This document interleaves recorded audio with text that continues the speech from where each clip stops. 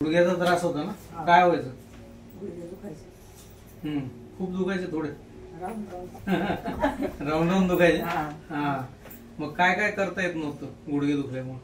काय म्हणजे बसायला सांगितलं नव्हतं, बेड रेस्ट घ्यायला लावलं होतं. बेड रेस्ट घ्यायला सांगितले डॉक्टरने.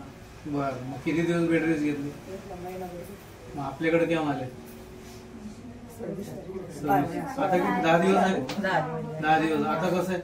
आता बरी आहे. आता काहीच दुखत नाही? नाही. मग चर्चा आहे का मग कुठं गेले होते ट्रीटमेंटला वगैरे? विचारतात का लोक? आता मी गावाला गेले, आता गावाला गेल्यानंतर खूप हा, विचार. मॅडम म्हणत होत्या ना गावाला गेल्या गावाला असं पण विचारतात, चाळीत पण बरं वाटतंय का? चाळीत. कुठली चाळ तुमची? कोपर करणे. कोपर खैरण्यामध्ये. अच्छा, कुठे गेला होता विचारता का? हा, कुठे गेलता म्हणजे आमचे बाजूवाले होते ना, तर ते असं कुलपत चालायचे. हा. तर त्यांना म्हणजे बाबूजी पप्पा तुम्ही काय केलं हा? चांगले चालतात तुम्ही गणपती. तर बोलले अशा असे डॉक्टर आहेत, मग मी तिकडे ट्रीटमेंट घेतले तर मला थोडं बरं वाटतंय. म्हणजे म्हणजे बाईचं पण खूप गुडघे दुखतात, काय करू?